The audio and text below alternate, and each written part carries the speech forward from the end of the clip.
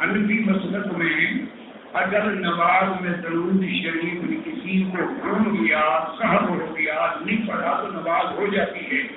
ان کو جن کو تم وہابی نجدی کہتے ہو، ان کے نزدیک اگر درود شریف نماز میں نہ پڑھا جائے نماز ہی نہیں ہوتی۔ اب بتاؤ سچی عاشق یہ ہے یا ہم نے کیا کریں کدھر جائیں؟ اب یہ آپ غور کریں کہ حضور جب مدینہ منورہ میں آباد ہوئے تو اللہ کے نبی نے بھی دعا مانگی کہ یا اللہ تیرے خلیل نے مکے کے لیے دعا مانگی تھی اور تیرا حبیب مدینے کے لیے دعا مانگتا ہے۔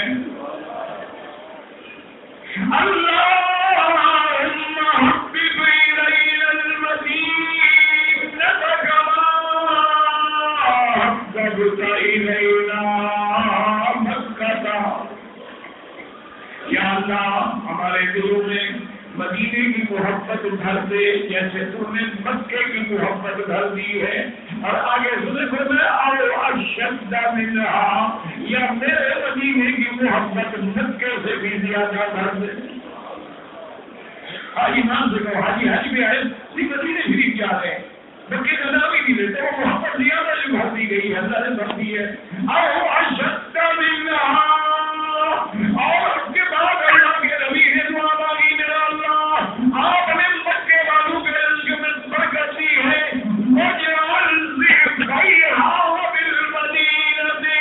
اور میرے مدینے میں کھانے پینے کی چیزوں میں مکے سے بھی درگندی برکت عطا فرما۔ اور آج 1400 سال گزر گئے ہیں، ایمان سے مدینے والوں سے پوچھے مکے میں اگر 5 کلو چاول کھا جائیں تو وہاں 2 کلو بھی نہیں کھاتے، تو برکت تو وہی ہو گئی۔ وہ میرا ایک دوست آپ کو بہت ہو گیا، پنجاب سے تھے، کسور سے تھے، وہ ایک دن حج پہ ہے تو بڑا اچھا دوست اللہ بہت فرمائے، کہنے کا مکی صاحب یہ ہے مکے والے لوگ جو ہے مجھے سمجھ نہیں آئی، پتہ نہیں پاگل ہے کیا ہے، کیوں کیا ہو گیا؟ کہتا ہے جناب میں نے آج دکان پہ سودا پوچھا تو بھنڈی کا ریٹ تھا 8 ریال کلو، اور جو بلدی تھی شہر کی اس کا ریٹ تھا 18 ریال کلو، اور سیب 3 ریال کلو۔ اب یہ اگر کی بات ہے کہ بھنڈی کا بکے 18 ریال کی کلو اور سیب بھی 3 ریال کا کلو۔ میں نے کہا چودھری صاحب یہ ان کا قصور نہیں ہے، یہ پاگل ہے، آپ پاگل ہیں۔ ابراہیم علیہ السلام نے پھلوں کے لیے دعا مانگی تھی، بھنڈی کے لیے نہیں مانگی تھی۔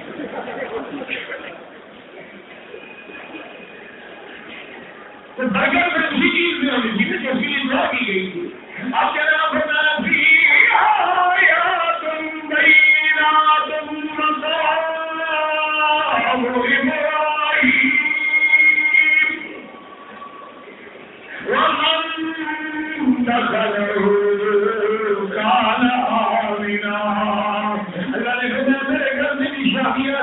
زمزم پہ نظر ڈالو نشانی ہے، صفا مروہ پہ نظر ڈالو نشانی ہے، مکے کے پہاڑوں پہ نظر ڈالو نشانی ہے، غار حرا پہ نظر ڈالو نشانی ہے، غار سوال پہ نظر ڈالو نشانی ہے، جبل صغیر پہ نظر ڈالو نشانی ہے، اور اس کے بعد جبل قضا پہ نظر ڈالو نشانی ہے، جبل رحمت پہ نظر ڈالو نشانی ہے، ہر پتھر میں نشانی ہے۔ آیات اور پوری کائنات میں کوئی واضح چیز جنت کی موجود نہیں ہے، یہ شرف بھی کعبے کو ملا ہے۔ حضور نے فرمایا کہ یہ حجر اسود جو ہے یہ جنت کا پتھر ہے جو اللہ نے آدم کے ساتھ بھیجا تھا۔ تو یہ کتنی بڑی نشانی ہے۔ اور اس کے بعد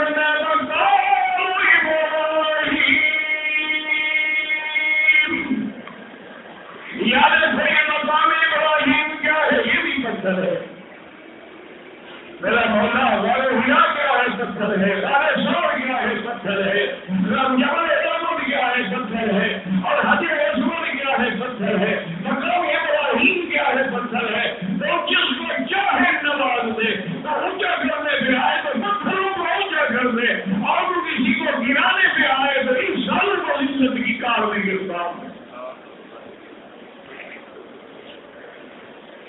یہ مقام ابراہیم یاد رکھو پتھر ہے، اس کے اوپر انہوں نے بستر کا شیشہ چڑھا دیا ہے کیونکہ یہ خط لکھتے تھے مقام ابراہیم، اس لیے انہوں نے بند کر دیا ہے کہ یہاں کی شرک نہ کر سکے، کیونکہ یہ تو ہر چیز کو خط بھیجتے ہیں، مقام ابراہیم میرے بچوں پہ رحم کرنا، اس سے بڑا کوئی شرک ہے؟ اللہ اکبر۔ تو اب حضور پاک نے رحمت جہاں میں صلی اللہ علیہ وسلم نے جب مکہ فتح ہو گیا، اسلام کا لہرا گیا اور دعا کرو اب وہ بس ڈالنے والا ہے، میرے مدنی کا فرمان سچا ہوگا، یا یبقى على ظهر الارض بيت مطر ولا وبر، ورنہ پوری زمین میں کوئی گھر حتیٰ کہ کوئی خیمہ بھی نہیں ہوگا، کوئی مٹی کا گھر بھی نہیں ہوگا، الا ادخله الله كلمة الاسلام، اسلام کا کلمہ اس میں داخل ہو کے رہے گا۔ یہ جو آج کو بول لگا رہا ہے ان کو پتہ ہے کہ وہ وقت آنے والا ہے جب دین غالب آ جائے گا۔ اب حضور نے صحابہ سے مشورہ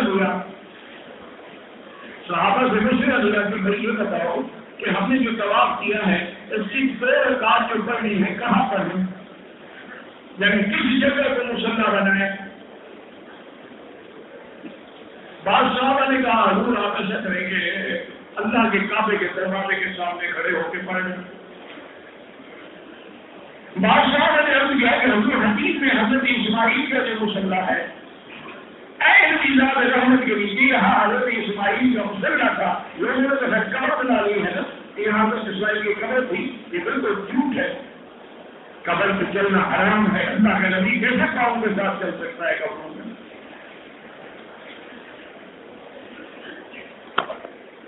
کسی نے کہا جی کہ آپ حجر اسود کے سامنے 2 رکعت ادا فرمائیں، حضور پاک نے حضرت عمر کو دیکھا کہ تو رضی اللہ عنہ، حضرت عمر کا نام آئے تو کہا رضی اللہ عنہ،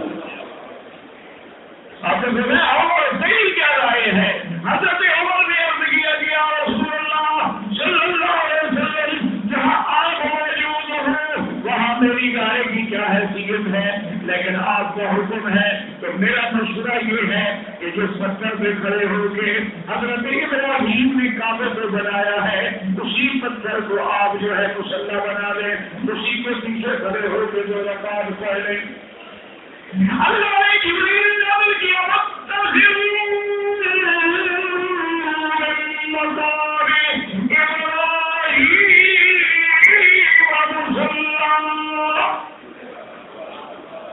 اللہ نے پھر اللہ لگے محمد مصطفیٰ عمر نے جو فرض پہ فیصلہ کیا میں نے اس پہ منظور کر دیا۔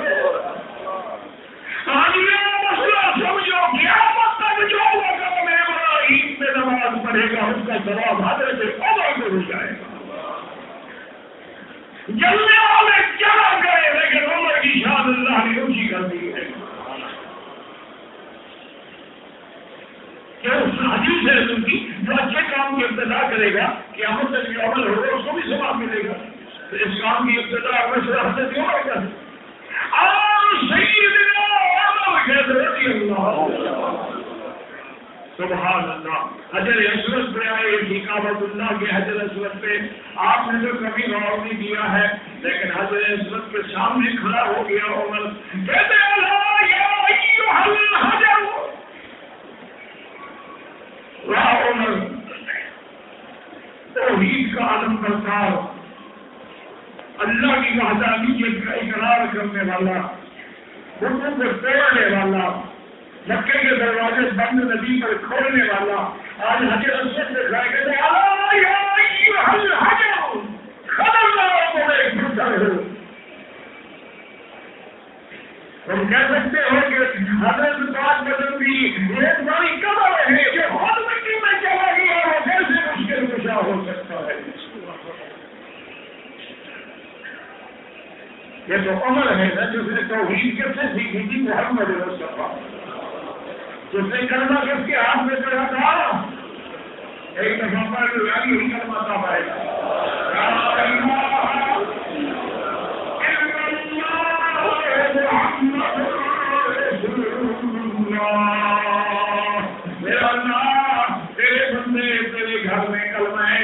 نیت پڑھ رہے ہیں اور تیرے نبی کا فرمان ہے من قال لا الہ الا اللہ دخل الجنہ، ہمارے اس دل میں جو ذخیرہ بنا کے جنت کا فیصلہ فرما دے۔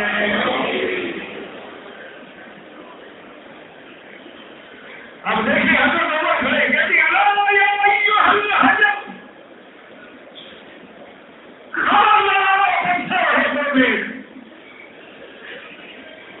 اور آگے کیا فرماتے ہیں انک لا تنفع ولا تضر۔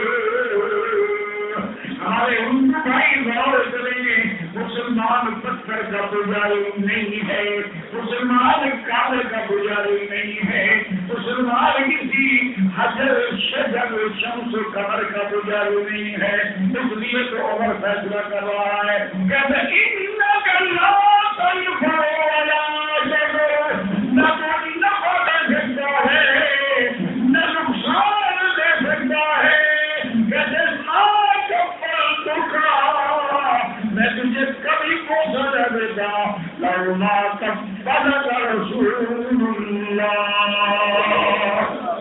صلی اللہ علیہ وسلم، اگر تجھے میرے نبی محمد مصطفیٰ پوچھا نہ دیتا میں تجھے کبھی پوچھا نہ دیتا۔ اسی لیے اقبال کلندر آدمی تھا، کہتے تیرے پیسے کو ہم دیتے ہیں پیسہ سنگے سکر پر۔ کس کے پیسے کو پیسہ دے رہے ہیں؟ انگوٹھے شکر والوں کو تیرے پیسے کو ہم دیتے ہیں پیسہ حجر اسود پر، وگرنہ ہم مسلمانوں کا کیا رکھا ہے پتھر میں۔ کتنی بڑی بات ہے۔ اچھا یاد رکھو یہ حضرت عمر کا واقعہ مشہور ہے، حالانکہ خود حضور کا کریں کیا تو صلی اللہ علیہ وسلم، کیا تو صلی اللہ علیہ وسلم۔ جب میں نام لوں نا ضرور شی پڑا کروں۔